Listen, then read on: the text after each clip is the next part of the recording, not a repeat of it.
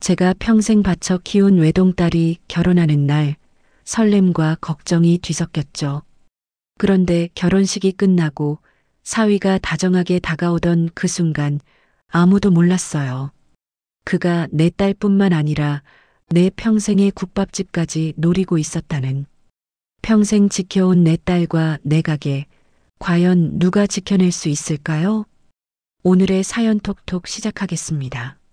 안녕하세요. 저는 이정숙입니다. 올해 62살이죠. 시장 한복판에서 반평생을 국밥집으로 살아왔어요. 새벽 4시면 일어나서 사골 우리고 밤 10시가 넘어서야 집에 들어가는 게 제 일상이었습니다. 그런데 오늘만큼은 달랐죠. 제 외동딸 수진이가 결혼하는 날이었거든요. 아침부터 가슴이 두근거렸습니다. 기쁨과 걱정이 뒤섞인 복잡한 마음이었어요.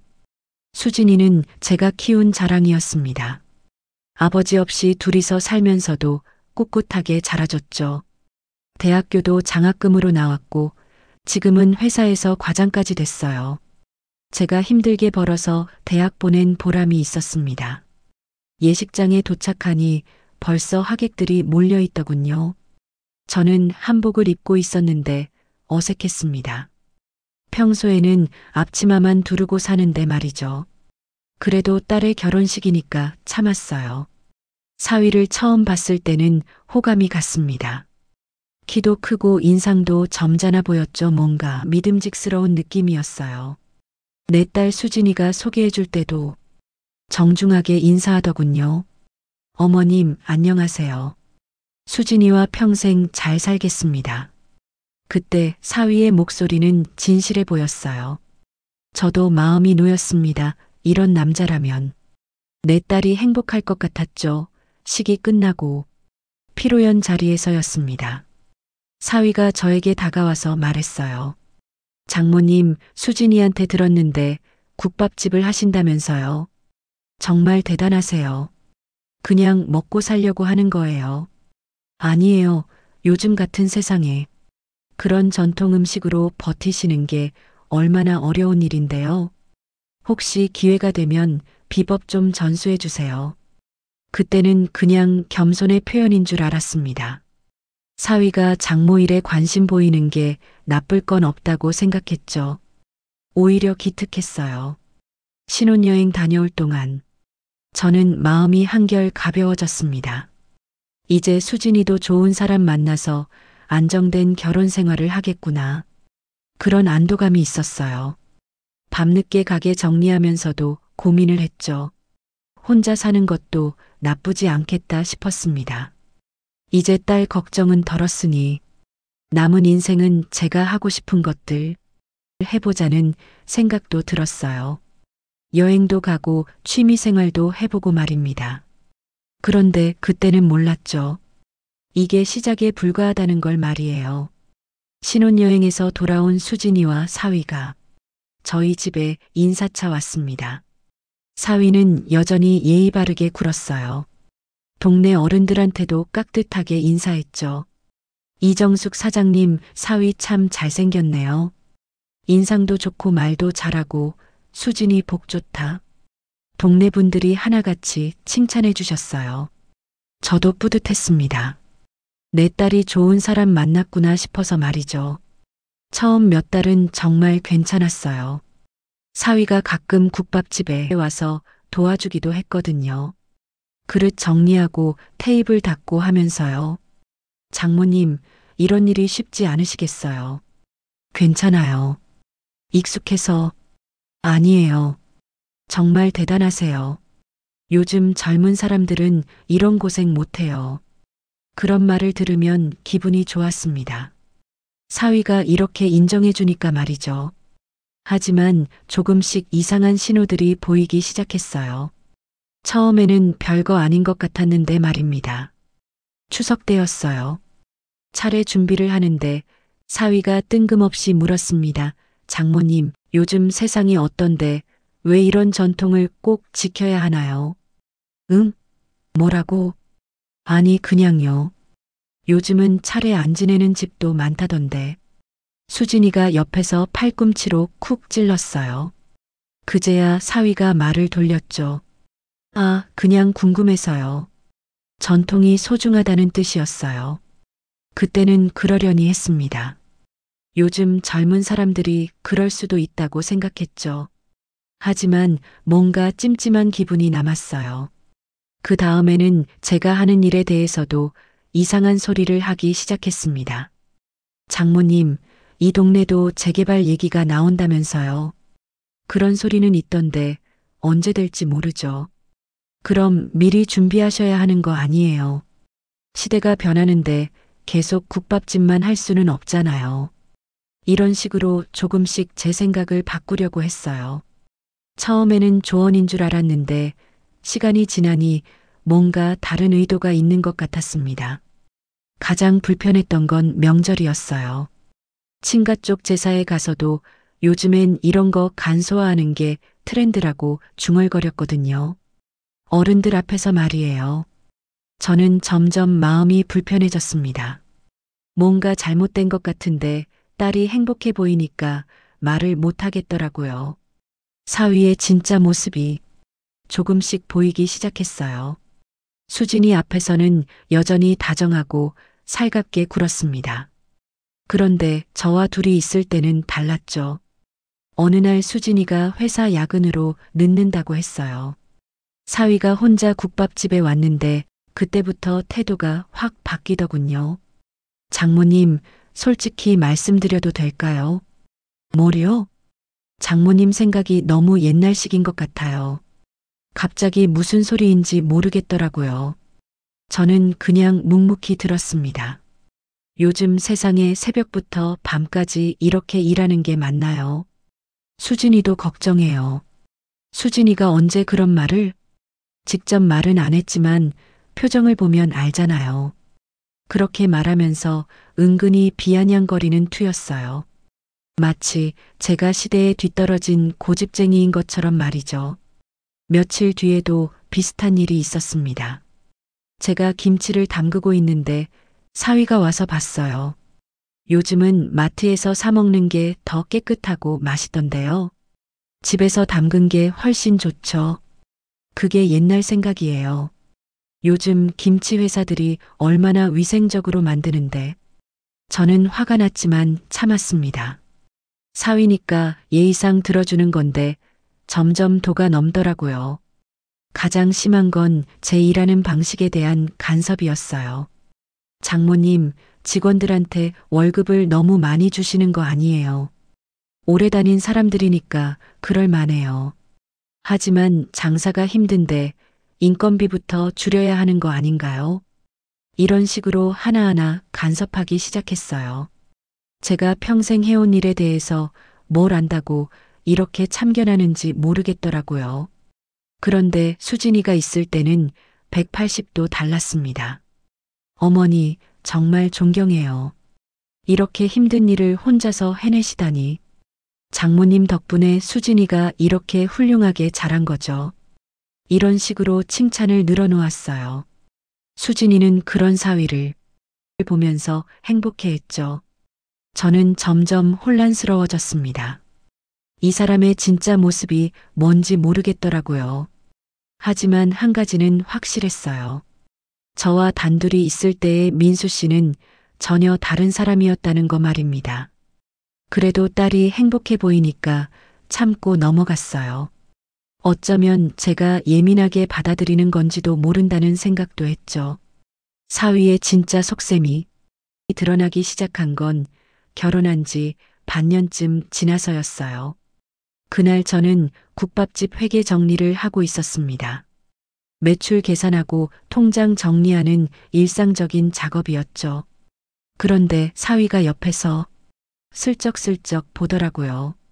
처음에는 그냥 구경하는 줄 알았어요. 장모님, 장사가 잘 되시나 봐요. 그저 그래요. 먹고 살 만큼만. 아니에요. 제가 봐도 생각보다 돈이 많이 남는 것 같은데요. 그때 사위 눈빛이 번뜩였어요. 뭔가 계산을 하고 있는 것 같았습니다. 저는 순간 등골이 서늘해졌죠.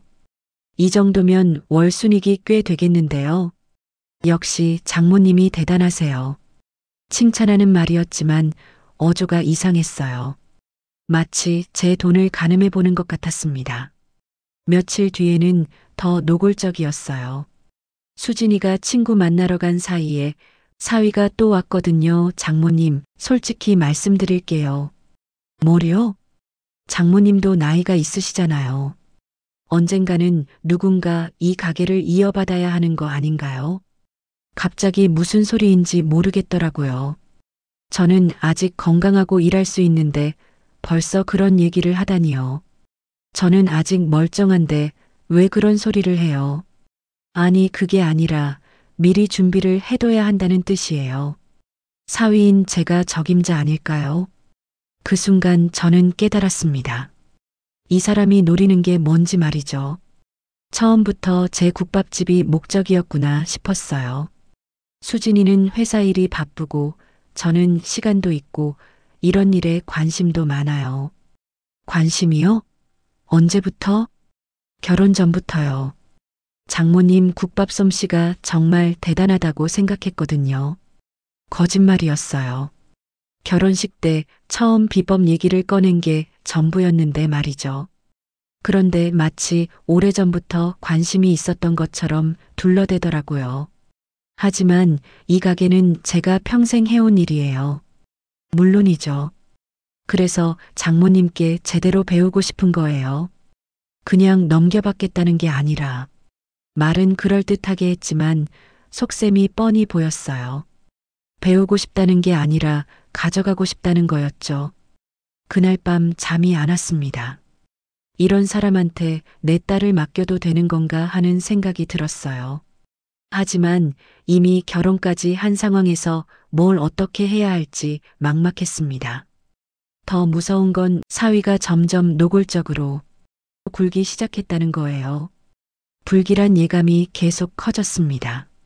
사위의 행동이 점점 더 노골적으로 변했어요. 어느 날 제가 화장실에 간 사이에 가게 서랍을 뒤지는 걸 봤습니다. 깜짝 놀라서 물어봤죠. 뭘 찾아요? 아, 볼펜이 없어서요. 거짓말이었어요. 볼펜은 카운터 위에 몇 개나 있었거든요. 분명히 다른 걸 찾고 있었던 거죠. 며칠 뒤에는 더 심했습니다. 제가 은행 일을 보고 온다고 나간 사이에 사위가 혼자 집에 있었어요. 돌아와서 보니 제 방 서랍이 미묘하게 어긋나 있더라고요. 저는 확신했습니다. 이 사람이 제 통장이나 재산 관련 서류를 뒤져본 거라고 말이죠. 하지만 증거가 없으니 뭐라고 할 수도 없었어요. 가장 충격적이었던 건 사위의 독백을 우연히 들은 때였습니다. 수진이가 샤워하는 동안 사위가 전화 통화를 하고 있었어요. 응, 생각보다 괜찮아. 국밥집도 잘 되고 부동산도 있고. 저는 문틈으로 들었습니다. 장모집도 시세가 꽤 나갈 거야. 이 동네가 재개발 대상이거든. 결국 다 내 아내 거고 내 거지 뭐. 그 순간 온몸에 소름이 돋았어요. 이 사람은 처음부터 계획적이었구나 싶었습니다. 사랑해서 결혼한 게 아니라 계산해서 한 거였어요. 다음 날 사위가 또 왔을 때는 아예 노골적으로 물어봤습니다. 장모님, 이 집 명의가 수진이 거죠? 왜 갑자기 그런 걸 물어요? 나중에 세금 문제도 있고 미리 알아둬야 할 것 같아서요. 거짓말이었어요. 신혼부부가 세금 걱정을 할 리가 없잖아요. 분명히 다른 속셈이 있었습니다. 그리고 국밥집 사업자 등록증도 나중에 명예 변경해야 하는 거 아닌가요? 아직 그런 생각 없어요. 하지만 언젠가는 해야 하는 일이잖아요. 수진이는 회사 일이 바쁘니까 저라도 미리 알아봐야죠. 이 사람은 정말 뻔뻔했어요. 아직 아무것도 정해지지 않은 상황에서 벌써 자기 것인 양 굴었거든요. 그날 밤 저는 심각하게 고민했습니다. 이대로 두면 안 되겠다는 생각이 들었어요. 하지만 딸한테 말하면 믿을까 싶었죠. 사위는 수진이 앞에서는 여전히 다정한 남편이었거든요. 오히려 저를 더 챙기는 척 했어요. 어머니, 몸 조심하세요. 너무 무리하지 마시고. 장모님, 제가 도울 일 있으면 언제든 말씀해 주세요. 이런 식으로 연기를 했습니다. 수진이는 그런 사위를 보면서 더욱 좋아했어요. 저만 이상하게 생각하는 사람이 된 기분이었습니다. 더 이상 참을 수 없었어요. 저는 용기를 내어 수진이에게 조심스럽게 말해봤습니다. 어느 일요일 오후 수진이가 혼자 집에 왔을 때였죠. 수진아, 엄마가 하는 말 이상하게 들릴지 모르겠는데. 왜요? 무슨 일이에요? 민수 말이야, 좀 이상한 것 같아. 수진이 얼굴이 굳어지더라고요. 엄마, 무슨 소리예요? 아니, 그냥 가끔 하는 행동이나 말이 좀 그래서 제대로 설명하기도 어려웠어요. 사위가 한 일들이 하나하나는 작은 일이라 증거라고 할 것도 없었고요. 구체적으로 뭐가 이상하다는 거예요? 우리 가게나 집 얘기를 자꾸 해서 마치 자기 것인 것처럼. 그게 뭐가 이상해요? 가족이 된 거잖아요. 수진이는 전혀 이해하지 못했어요. 오히려 저를 의심하는 눈빛이었죠. 엄마가 민수 오빠를 오해하고 있는 거 아니에요? 아니야, 정말로 이상해. 엄마와 둘이 있을 때는 완전히 달라. 그럴 리가 없어요. 민수 오빠는 엄마를 정말 좋아해요. 저는 답답했습니다. 딸이 믿어주지 않으니까 말이에요. 하지만 더 자세히 설명하면 오히려 역효과가 날 것 같았어요. 며칠 뒤에 더 심한 일이 있었습니다. 사위가 제 서랍을 뒤진 얘기를 수진이에게 했거든요. 엄마, 민수 오빠가 그런 일을 했을 리가 없어요. 내가 직접 봤는데 볼펜을 찾았다고 했잖아요. 왜 자꾸 나쁘게 생각하세요? 수진이는 아예 들으려고 하지 않았어요. 심지어 화까지 내더라고요. 엄마가 요즘 너무 예민해진 것 같아요. 민수 오빠가 얼마나 착한 사람인데. 수진아, 엄마 말을 믿어줘. 엄마가 괜히 남편 흠잡는 거 아니에요? 그러면 저도 괴로워요. 그 말을 듣고 저는 정말 마음이 아팠어요. 내 외동딸이 나보다 남편을 믿는다는 게 서러웠습니다.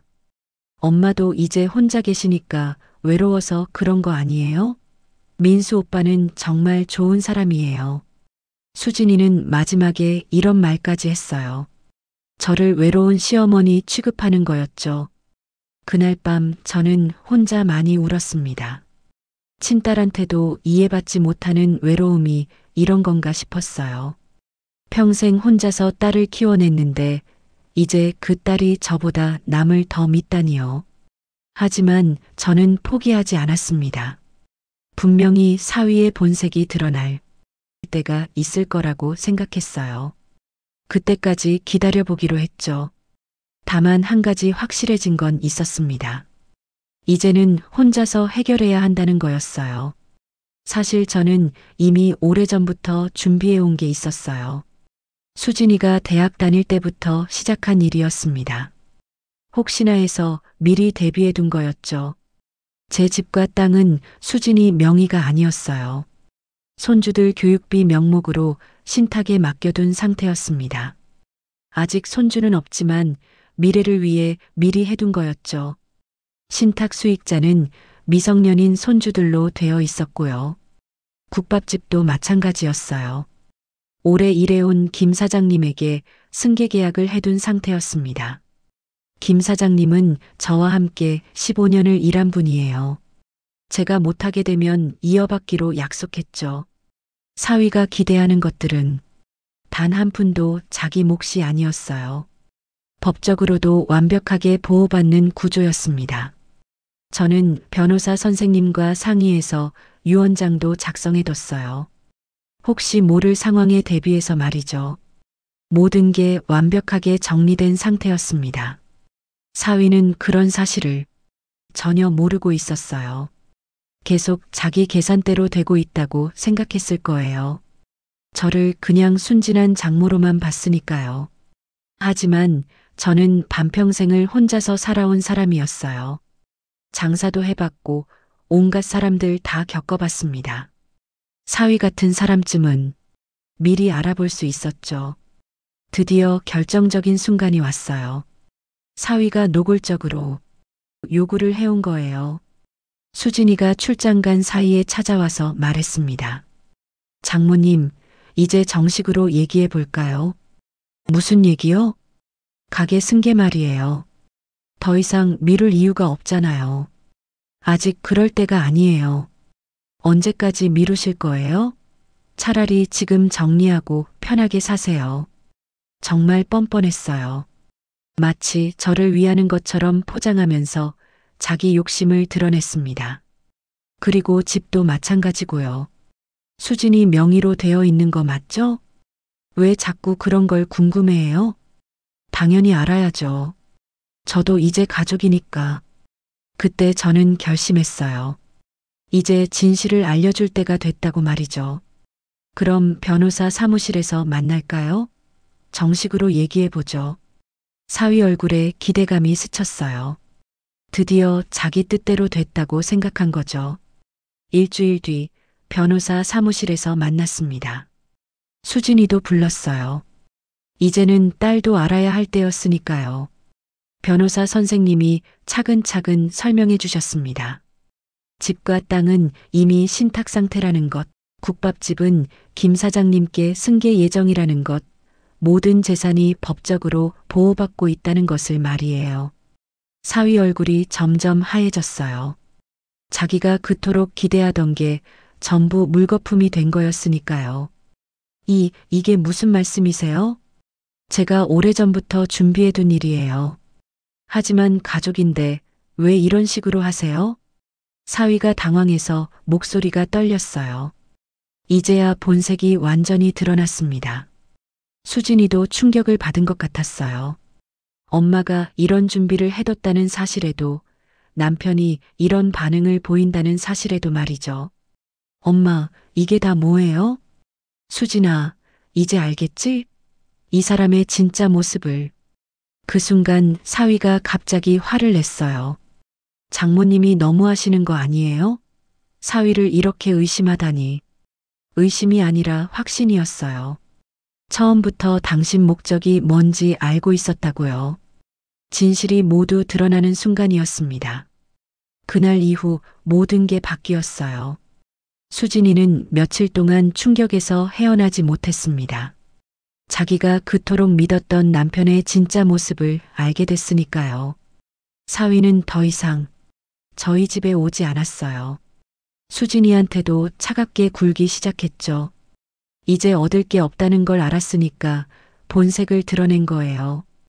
일주일 뒤 수진이가 울면서 저에게 왔습니다. 엄마, 정말 죄송해요. 괜찮아. 이제 알았으면 됐어. 엄마 말씀을 안 믿고 오히려 화까지 내서 정말 바보 같았어요.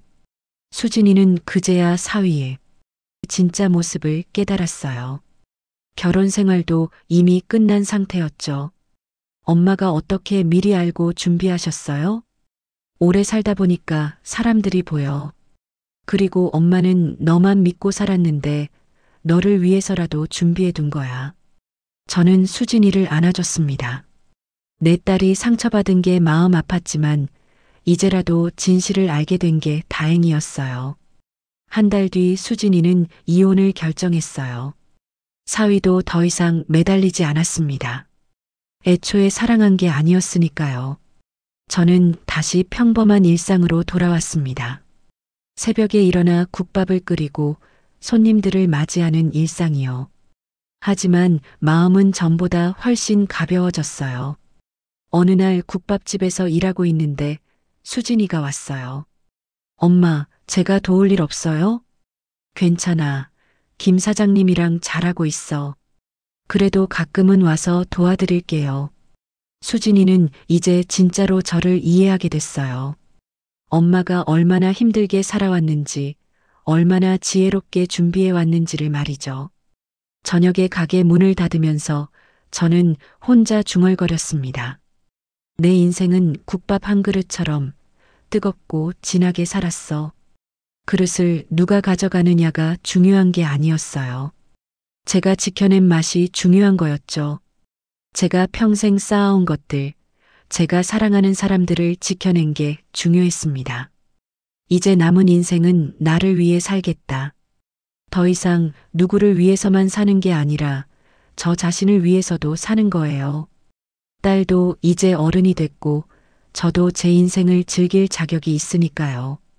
다음 날 아침 저는 평소보다 일찍 가게 문을 열었습니다. 단골 손님들이 하나둘 들어오기 시작했어요. 사장님, 오늘도 국밥 한 그릇 주세요. 네, 금방 나갑니다. 저는 환하게 웃으면서 손님을 맞았어요. 이제는 정말로 마음이 편안했습니다. 제가 지켜낸 것들이 있고 제가 선택한 길이 있었으니까요.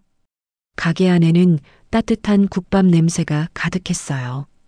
그 냄새를 맡으면서 저는 생각했습니다. 이게 바로 제 인생이구나. 뜨겁고 진하고 누구에게나 따뜻함을 주는 인생이었어요.